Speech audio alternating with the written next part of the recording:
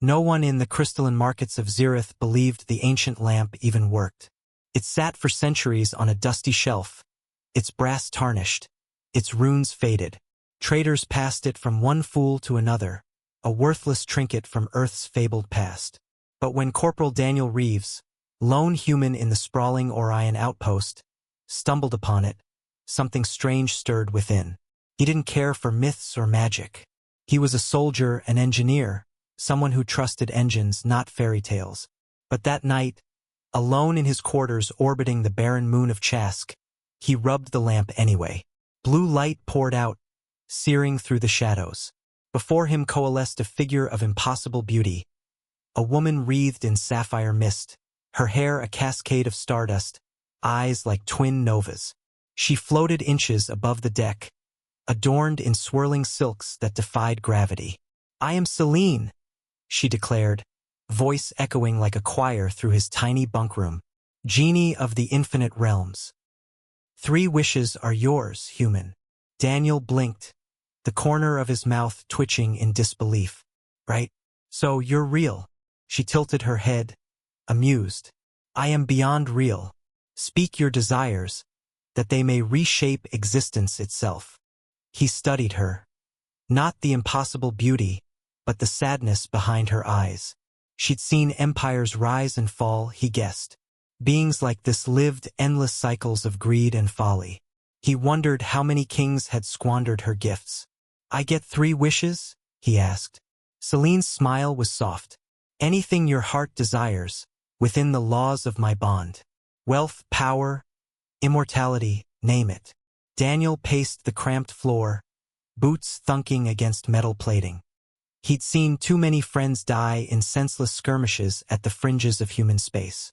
He'd held the hands of colonists who perished for lack of medicine. A wish could fix all that, or ruin it. Finally, he stopped and faced her.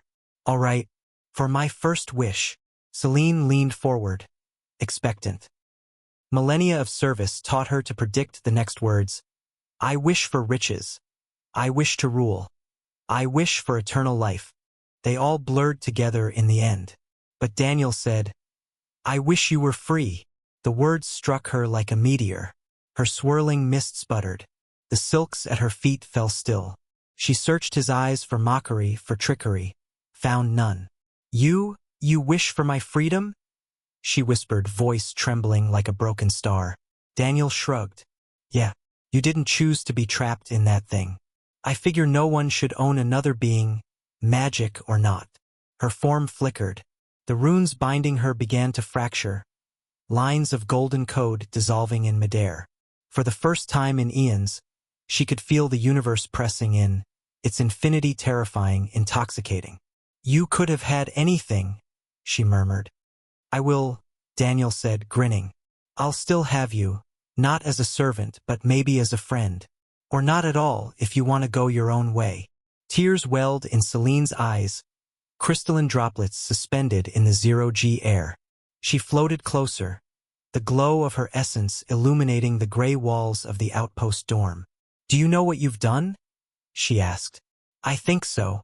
Celine's laughter, half sob, half song, filled the room like sunrise after endless night. Her shackles shattered with a flash of white light, the lamp on his bunk disintegrating into cosmic dust. For the first time, her form settled solid and real. A woman who could choose her own shape, her own destiny. "You still have 2 wishes left," she said, voice steadier now. Daniel raised an eyebrow.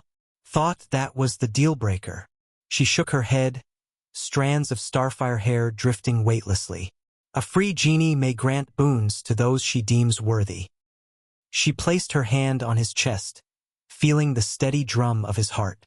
"So, what else does the human who freed me desire?"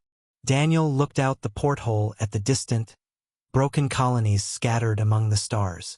"Then I wish," he said slowly, "that every starving child on the frontier gets enough food to survive the winter. Just one winter. Maybe that'll buy us time to fix the rest ourselves." Celine's eyes glowed brighter.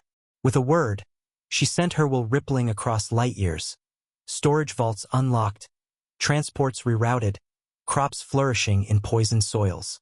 Somewhere, A mother woke to find her pantry overflowing. She turned back to him. "And your final wish?" Daniel thought long and hard. He saw her not as a cosmic tool but as someone reborn. He smiled. "My last wish? That you find something worth living for, now that you're free." Celine stared at him, stunned yet again. A human, so short-lived, so fragile, yet capable of choosing freedom for another over power for himself. In that moment, the stars seemed a little less cold. She stepped closer, took his hand in hers, and together they looked out into the black. Wherever they were going next, they would go as equals. A soldier with no kingdom and a free genie with forever to discover what it meant to truly live.